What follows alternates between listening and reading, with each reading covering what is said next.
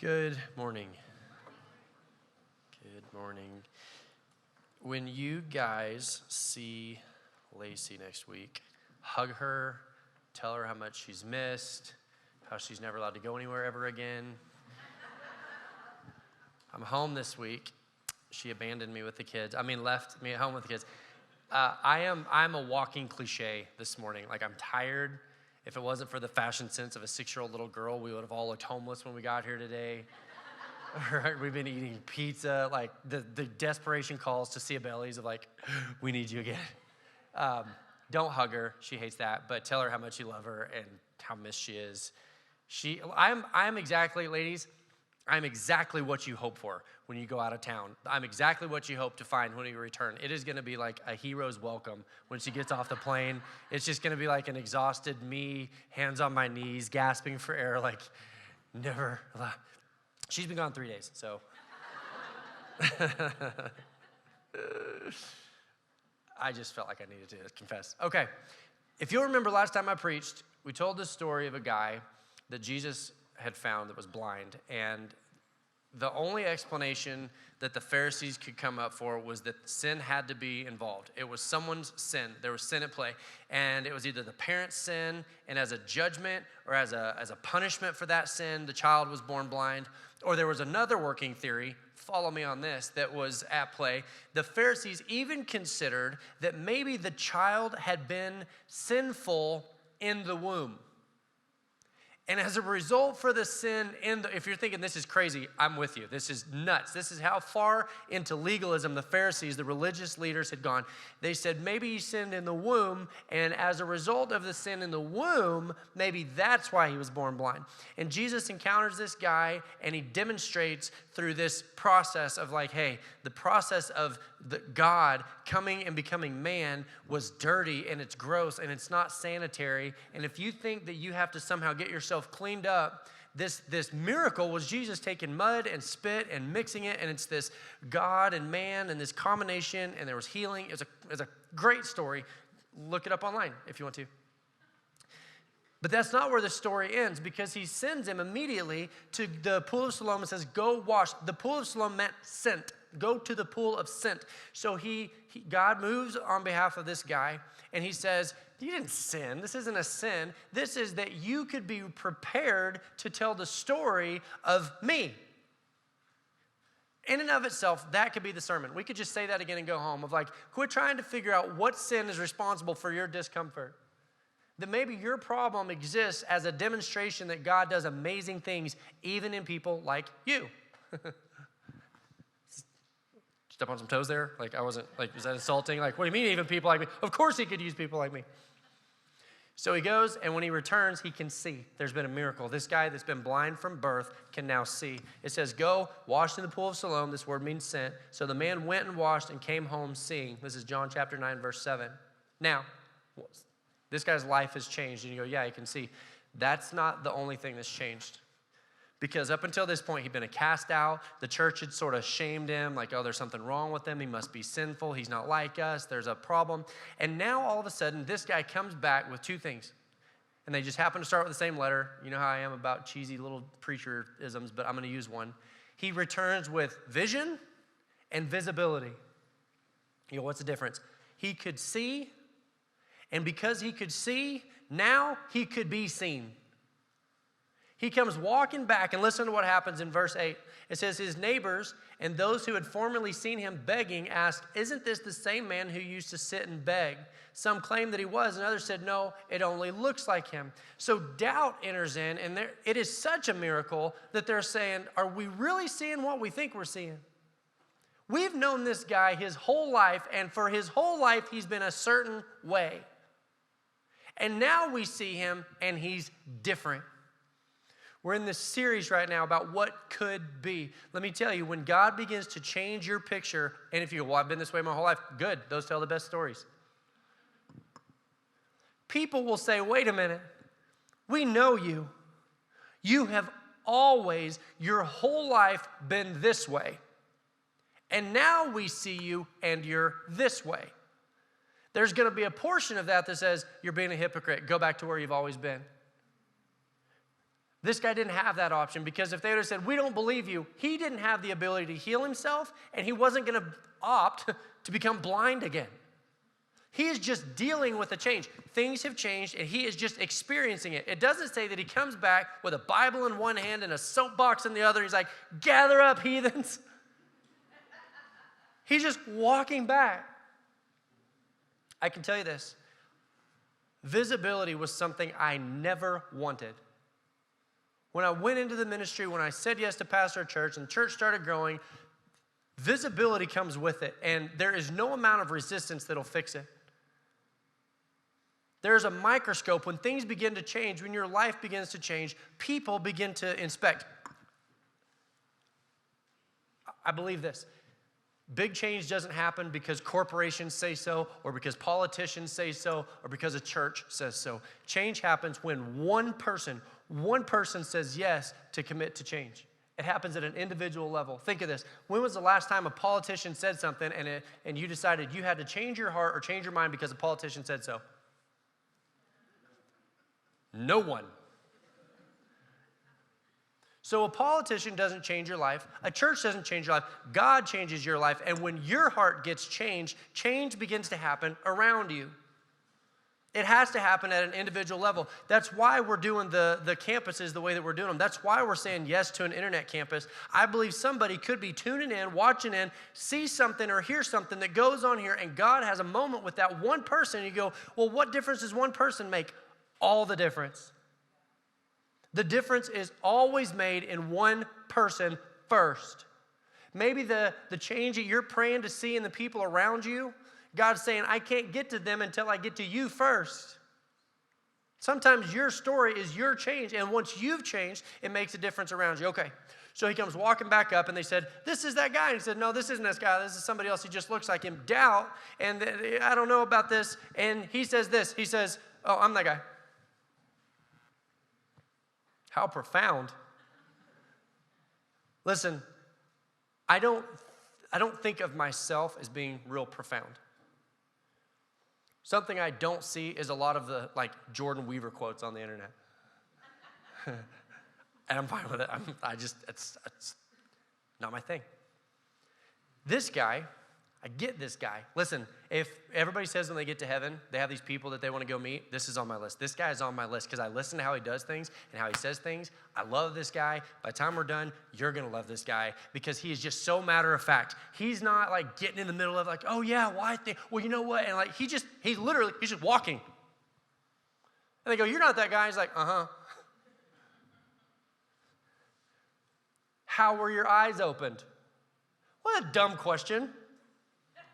Well, actually, I had this ability my whole life to fix myself. I had this thing, and I could do it, and I just chose not to till now. So how did he do it? He said, the man they call Jesus made some mud, put it in my eyes. He went and told me to go and wash it at the Pool of Siloam. So I went, and he washed, and then I could see. This is not a theological debate. This is just him telling what happened. How did he do it? Well, he put some mud in my eyes, and then I could see. They said, where is this man? And he said, you might recall 12 seconds ago, I couldn't see. I don't know where he is. This is as new for me as it is for you. He didn't say, in my spirit, I feel like He says, I don't know. How profound is this guy? He comes walking up. They go, this isn't the man. He goes, yes, it is. How did he do it? He put some mud in my eyes and it worked. Where is he? I don't know.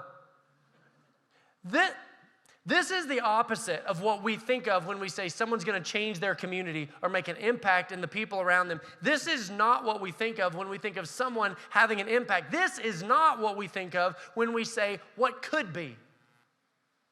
We like to think of the bar being so high. We're going to change the world and what could be. If you're going to live up to what could be, you have to overcome the doubt.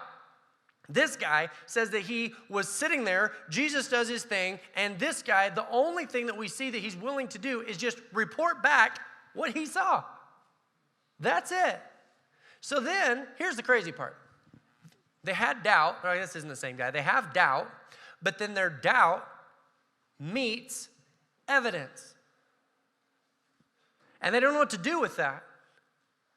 Listen, this is the difficulty, I think, in living for God, is that sometimes you run into situations that you can't explain. You want to understand, but you don't fully get it yet. And I think this, if you want to know what could be in your life, let me encourage you with this. I think the bar is a lot lower than you might think.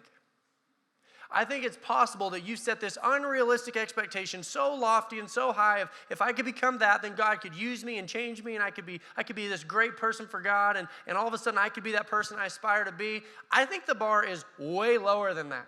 Do you know that when Jesus showed up at the tomb of Lazarus, Martha was there, and he says, hey, he's going to be raised. And wouldn't you think they were like, whoa, that's great. You know what Martha says?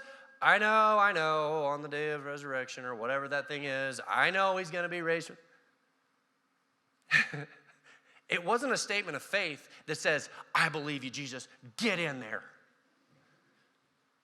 Yeah, you're going to do that thing. I know, I get it.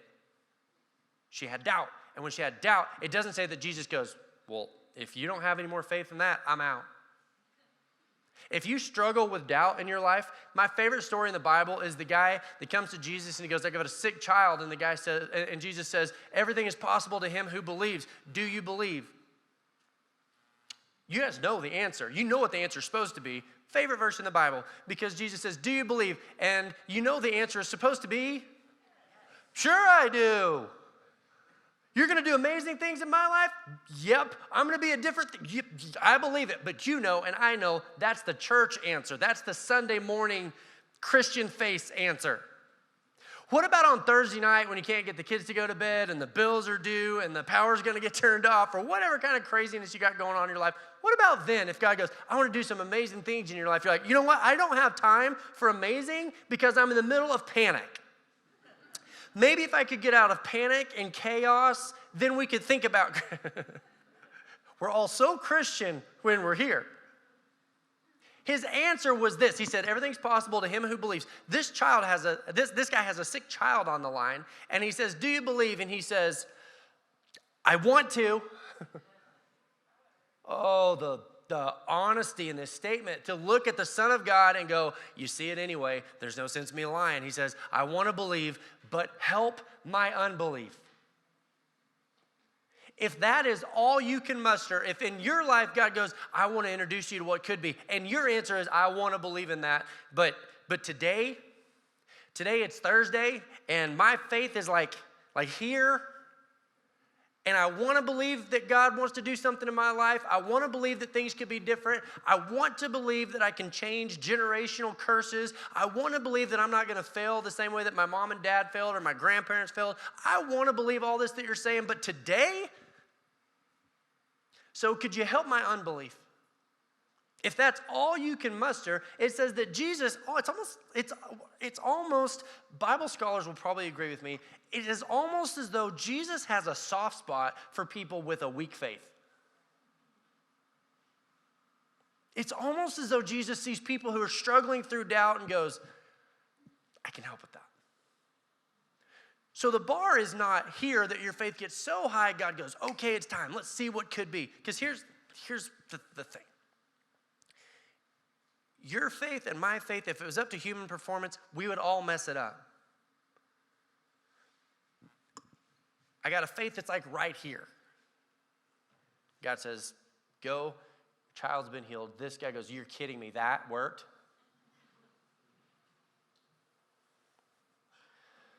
So they said, okay, how did he heal you? And he says, you put dirt in my eyes and now I can see. Where is he? I don't know. And so doubt is met with evidence. And when their doubt is met with evidence, they decide as a group and as a community, we've got to go talk to people who have answers. We don't understand this. So they're struggling through doubt.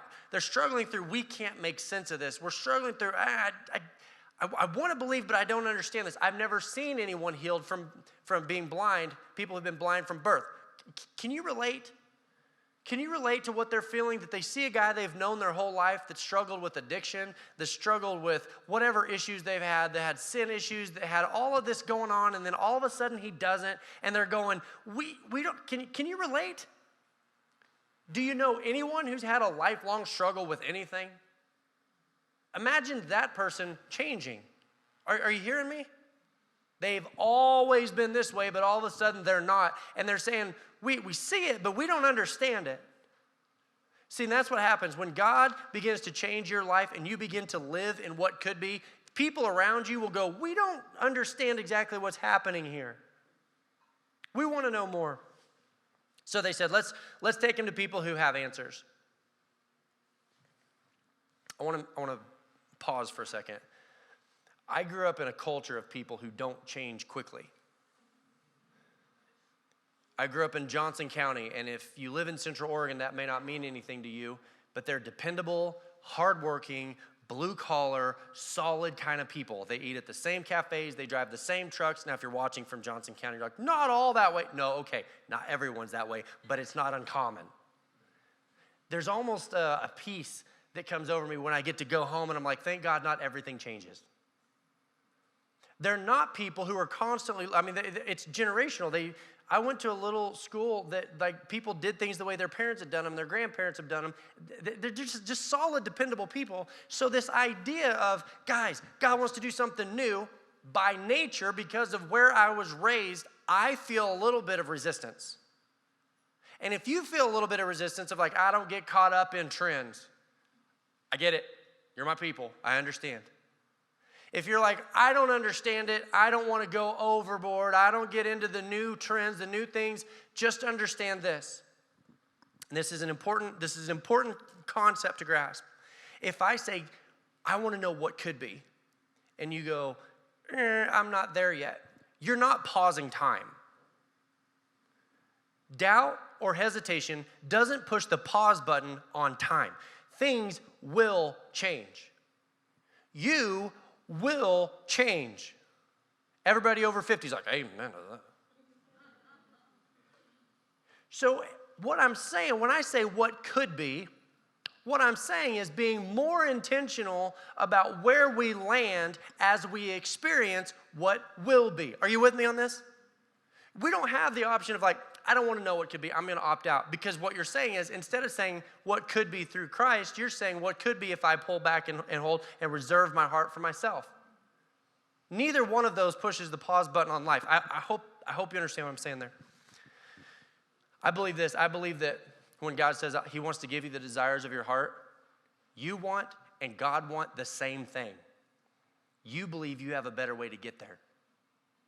Your sin nature tells you that you can get what you want quicker than God can get you what you want.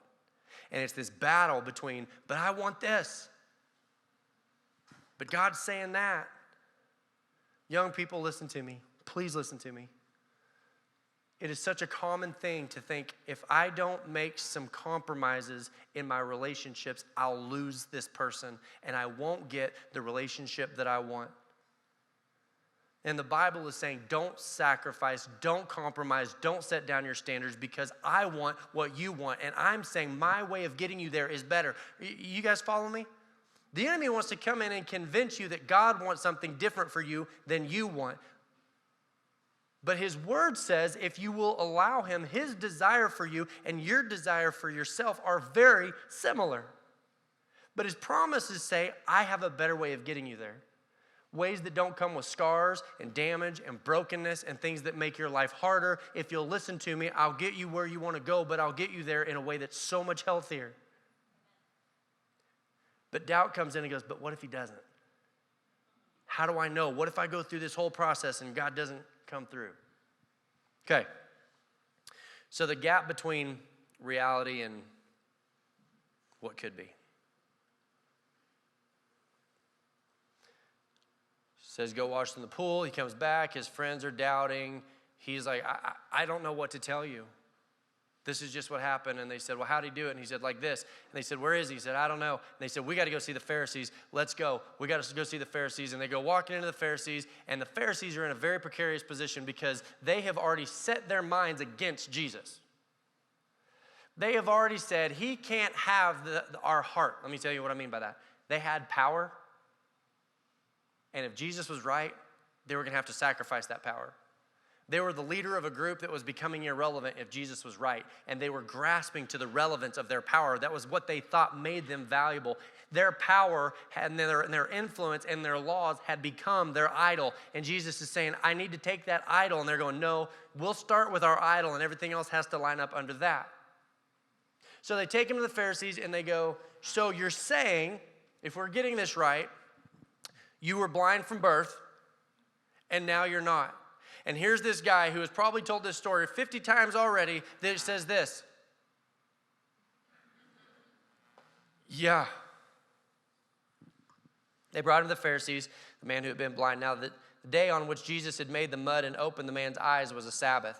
And they're like, that's how we know. As though this guy's supposed to go, oh, he's not really God? What do I do with my eyes then? I don't know how to undo this. I don't know what you're suggesting. I don't know what you're telling me. I don't know what you're saying. All I know is when I woke up this morning, it was this, and now it isn't. Well, he didn't do it on the Sabbath. I don't know why that matters. I'm not going to change what I'm just telling you what I've seen. Therefore, the Pharisees also asked him how he had received his sight. Don't you kind of feel it for this guy? You're like, I'm reading it straight out of the Bible. You can see his tone. He put mud on my eyes, and then I washed, and now I see. That's it. That's the story. You want the story? There it is. And so they argue for a minute, and they go, this guy couldn't be Jesus. And they go, well, or Jesus couldn't be the Son of God. And they're like, okay, well, if he's not the Son of God, then how does he do this? And like, we don't know yet. That's a pretty impressive trick, I'll admit. But we can't risk considering that he might be right. If we consider, see, this isn't doubt. Doubt was, we'll consider both sides. This isn't doubt. This says if we consider that Jesus is better at this than we are, and he is who he says he is, we lose everything. So we can't even consider that. So verse 17, then they turned again to the blind man and says, okay, so we think that he's not the Son of God. What do you say? And it was your eyes that he opened. Tell us what you think. Keep in mind, they didn't even want to talk to this guy the day before. This is a group that was accusing him of being a sinner in the womb. Anybody remember being in the womb? Me neither. So what this guy has grown up thinking is like, maybe I did. You say I sinned in the womb. I don't remember, but maybe I'm broken. Maybe there's something wrong with me. Maybe this is all on me. Maybe I'm not worthy. All of the things that you say when life goes hard. The day before, this is the group that had convinced him he was broken. Now, all of a sudden, God does something nobody can explain, and lo and behold, now they want to talk to him. So what do you say? And he says, I say he's a prophet. It's a different statement. Up until this point, he was saying what happened. Now he's being so bold as to say why it's happening. He's saying, listen, I couldn't see, and now I can. I don't know any other possible explanation. Based on the evidence, I'm left to conclude that he is who he says he is. But they still didn't believe him. What if this was a big giant trick? Listen, I'm Johnson County. I get it. Somebody does a magic trick and you're like, we don't believe it, but we don't know how you did it. Something's going on here. I hate magicians. I hate them because I can't ever figure out how they do what they do, but I don't believe in magic. So I'm like, there's an underlying issue. The underlying issue is you will never convince me that magic is real, but I can't explain what you're doing. And I'm going to get back to that, but that's where they are. So they said, oh, I know. Ooh, what if? Some guy's like, oh, I know how he's doing it. I bet this guy wasn't ever blind. This whole thing has been an act. Do you realize that sometimes it feels like you're really demonstrating faith to believe God? But to say no to God requires so much more faith. You have to figure out some other way to explain everything that you're seeing apart from Jesus. It takes so much more faith to reject God than to accept him. All of life takes some level of faith. You have to believe something. Maybe he wasn't ever blind. So I know what we'll do. We'll bring in his parents. So they bring in the guy's parents, and they say, is this your son? They asked, is this the one who you say was born blind? How is it that he can see? They want answers. Is it smoke and mirrors? What's going on here? Now this isn't doubt. This is a refusal. This is something active. This is something that says no matter what the evidence is, you will never get me to believe. I will never set down my idol for you. So let's figure out what's going on. But I will not consider that you are who you say you are. They said this. They said, we know he is our son. And we know this. That's our son. They're like, okay, what's next? And we know he is born blind. I'm going to explain to you why they're being careful. They are weighing their words. They talked before they walked in, and they made a plan. And they're like, okay, be careful. Here's why. It says, but how he can see or who opened his eyes, we do not know. Ask him. He's of age. He'll speak for himself. Listen to verse 22. Verse 22 explains why they're being so careful. His parents said this because they were afraid of the Jewish leaders who had already decided that anyone who acknowledged that Jesus was the Messiah would be excommunicated from the church. They'd be kicked out of the synagogue, and that's why they said, ask him. Bill and Betty had this little talk, and Betty's like, I'm not getting kicked out of my book club for this. I'm not going to give up my women's tea and Bible study and my little group and my little friends. I'm not going to be the talk of the town. I'm not going to face the embarrassment. Bill, you keep your mouth shut. You go in there, you say what you know, and then you zip it. Because the synagogue had already said, if you acknowledge him as the Son of God, you are out. And they're like, what happened? And don't you know they're in a bad position? Because they're like, yeah, okay, this is our son. You see that he can see. We're out. And they're just backing away slowly. Ask him. That is how much pressure the Pharisees had placed on people. It says, if you believe that it is a refusal, this is not doubt. This is a foregone conclusion. They've already clung to a conclusion, and then they're reverse engineering an explanation. Verse 22, a second time they summoned the man who they didn't even care existed the day before. And then they said this. You can tell, you can feel it boiling in this story. Both sides are getting fed up with each other. The blind guy is getting fed up because now he sees the religious leadership for what it really is. This whole time he thought they were wrong, right, and he was wrong. He grew his whole life, they're right, I'm wrong. And now he's seeing religion for what it is, and he's going, wait a minute, I know I'm right. I know what I've seen. I know what I'm experiencing. And if they're unraveling like this, maybe the whole thing is a hoax. Maybe everything that they have done to us for all this time, maybe it's a big sham, and he's beginning to see it for what it is. But on the other side of the coin, the Pharisees are like, that is enough. Tell us how it happened. They said this, give glory to God by telling the truth. There's this indication that he hadn't been. We know this man is a sinner. We don't know how he's doing this, but we know we're not going to believe him. See, this is an active refusal. This is an active denial. This is saying no matter what we see. The thing is I think sometimes we feel like we're being responsible, like, I'm just going to need to see a little more evidence. I'm Johnson County, I get it. And we feel like we're being responsible. But what is being demonstrated here is no matter how much evidence, there is a difference between doubt and unbelief. Doubt is when you're kind of sorting through and trying to figure it out. Unbelief is when you go, no matter what. He replied, whether he's a sinner or not, I don't know. You can feel it. This guy is done. He's like, are you kidding me? This group is grilling me. They didn't care that I existed yesterday. This guy comes along, does something that I can't explain, and then he says this. One thing I do know, I want to meet this guy when I get to heaven. I want to shake his hand. I'm like, you or me, we're the same. And this is why. Here's what I do know. I'm going to read it word for word. I was blind. Now keep in mind, he's standing on the floor. He's looking up at this gallery of people who are looking down on him, and they're the religious leaders, and they're the power, and they're the ones who are like, tell us the truth. Tell us what happened. And here's this defiant guy who's had a life-changing experience. This guy is living in what could be. He's living it. And he says, here's what I know. I'll go slowly. I was blind. Now I'm not. I don't know what you want from me. Do you want me to pretend that I can't see? Do you want me to pretend I wasn't blind? What do you want from me? I know how my life was before. I know I had addiction. I know I had sin. I know I had issues. I know I was easily offended. I know I struggle with unforgiveness, and now I don't. Don't you know there's just this silence? And then he says this. They said this. Now, have you ever been in an argument and you realize you're going back and forth, and pretty soon you realize that everything has stopped? The progression has stopped, and now you're just badmintoning the argument back and forth, but it's not going anywhere? That's this moment. Ready? Then they asked, what did he do to you? How did he open your eyes? Can you feel the frustration in the room?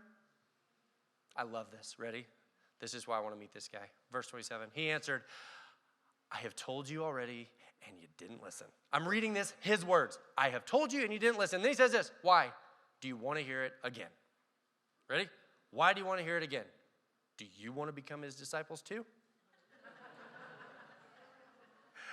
Burn. This is when you can tell this guy's like, you know what? I'm done. I don't know what to tell you. I know the experience that I've had. I know that things have changed. What do you want me to say? Tell us how he did it. Oh, do you want to become his disciples too? He knew what he was doing. This wasn't him accidentally going, oh, I didn't mean to offend you. This is him going. They hurled insults at him and said, you are this fellow's disciple. We are disciples of Moses. We know that God spoke to Moses, but as for this fellow, we don't even know where he comes from. This is where the guy has had it, because you can tell he's like, I told you what else do you want me to say? And then he said, I was blind, remember? And now I'm not, so that's cool. But that's all I know. But based on how you're reacting, I am starting to question your validity. He didn't go in to pick a fight. He didn't go in to go, now I know it's false what you say. He just went in and was like, I don't know. And that because of their reaction, he's like, wait a minute. You guys are all full of it. My whole life. Bill and Betty told me you were the standard. That wasn't really their name. Don't Google it. But now what I'm seeing is that the man I encountered yesterday is nothing like the people today, the Jesus that I encountered is nothing like the people I'm encountering. He healed me. You're spiraling. I don't think you're who you say you are. You want to become his disciples too? Now he's reveling in this.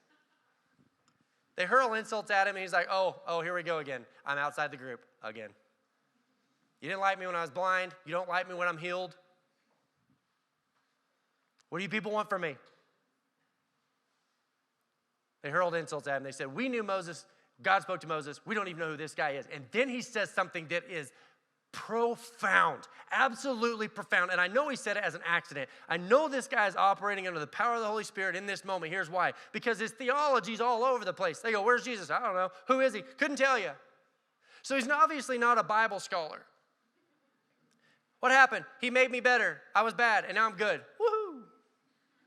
Simple. But what he says here is this. They said, we don't even know who this guy is. And this guy says this. He says, that is a miracle. Now that is a miracle. You think that me being blind and now being able to see is supernatural. The willingness to ignore the evidence that you guys are demonstrating is equally as supernatural. There is a force at play in your unbelief. You think this is a miracle. You should see yourselves. Whew. That is powerful. That is powerful, because what he's saying is I'm operating under a supernatural thing here, and so are you. And guess what? They're not on the same team. You guys ever thought of that? Unbelief is not this passive, I'm just going to need to see some more evidence. I'm a responsible, pragmatic thing. No. That's doubt. Doubt is when you're wanting to believe and you're working through it. Unbelief is when you draw a line in the sand and you say, I will not give up control. And this guy says, that's a miracle. In spite of all of the evidence that we've got, the Bible says that Jesus comes down, brutally crucified so that you could be saved, and yet we still accuse him of having selfish intentions in our life. It is a miracle what we can consume for evidence and still continue in the belief that we could run our lives better.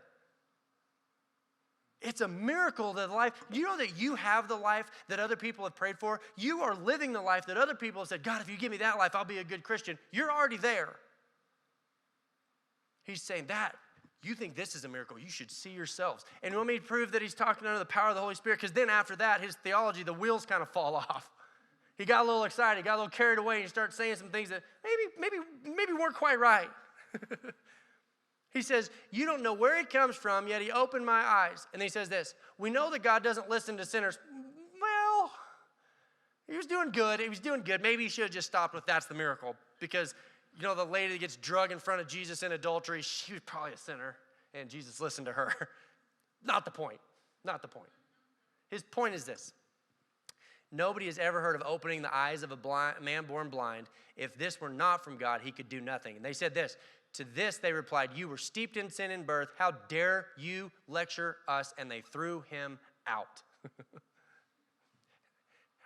I'll tell you, Jesus and human performance of religion don't go well together. You've got this guy who literally is just repeating what he has lived. What other option did he have?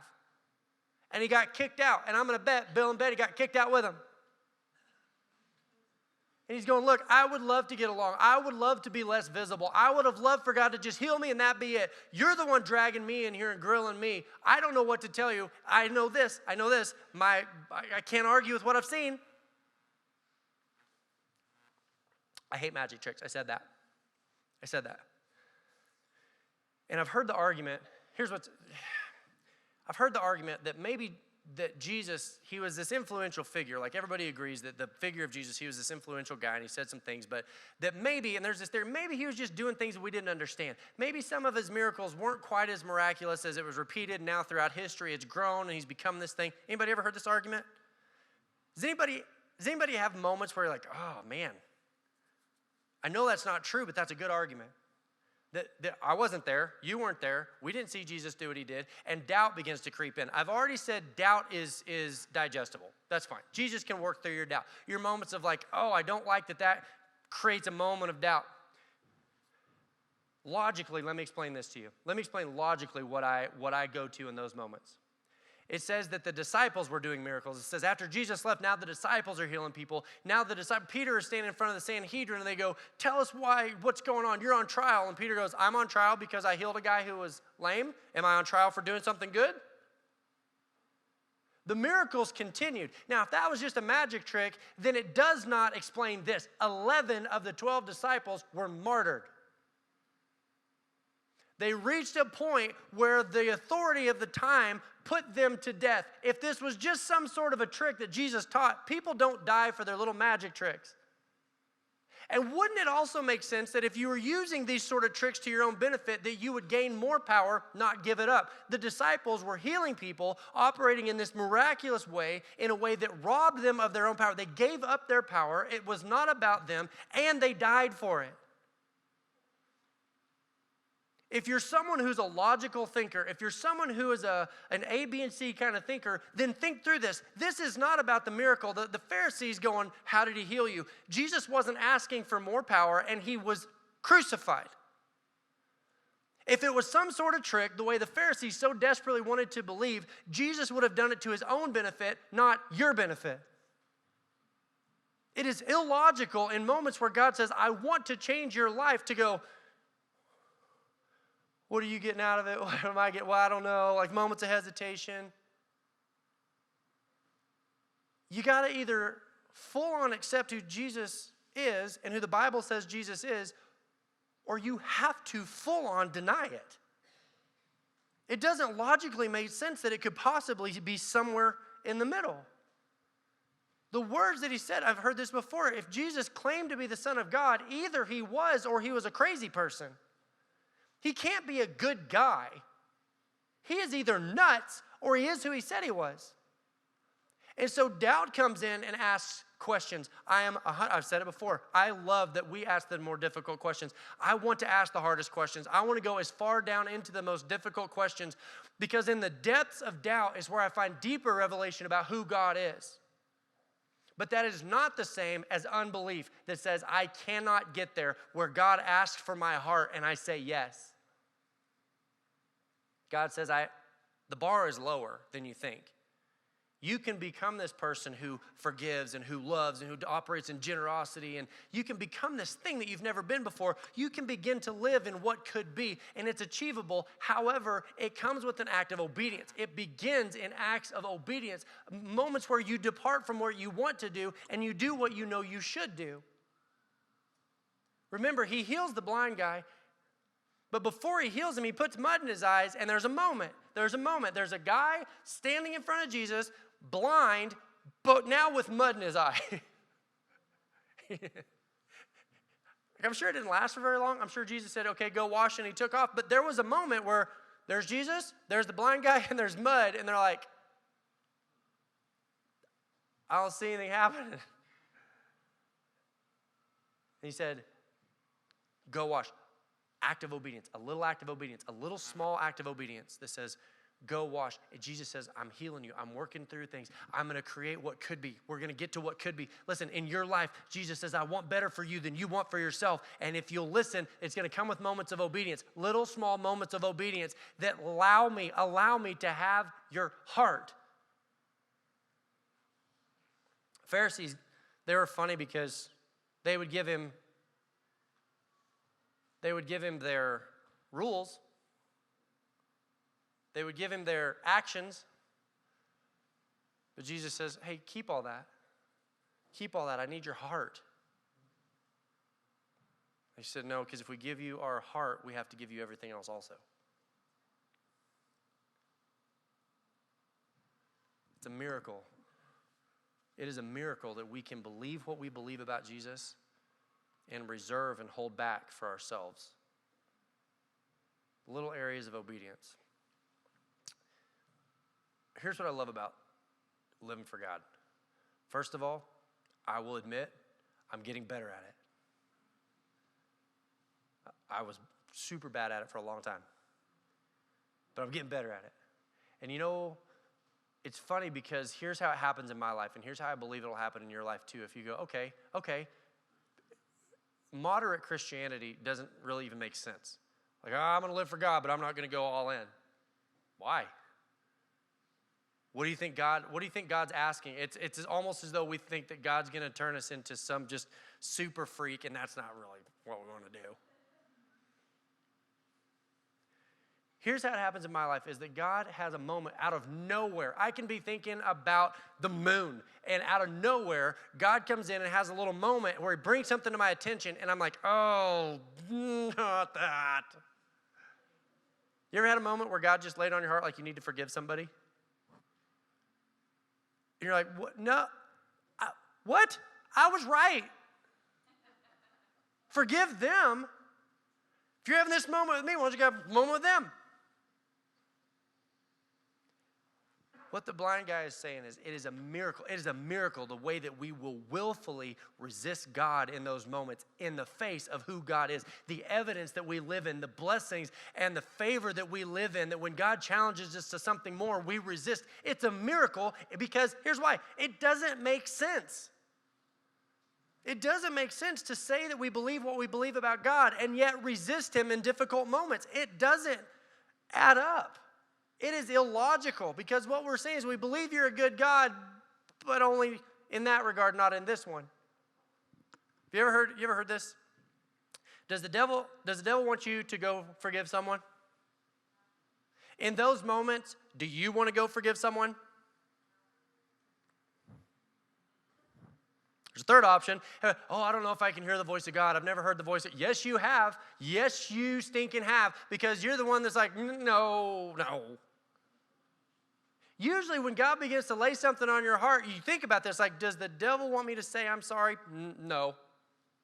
The devil loves broken relationships. The devil loves broken and mad and fighting and all this. Okay, so he wouldn't want me to do it. Do I want to do it? Absolutely not. Dang it.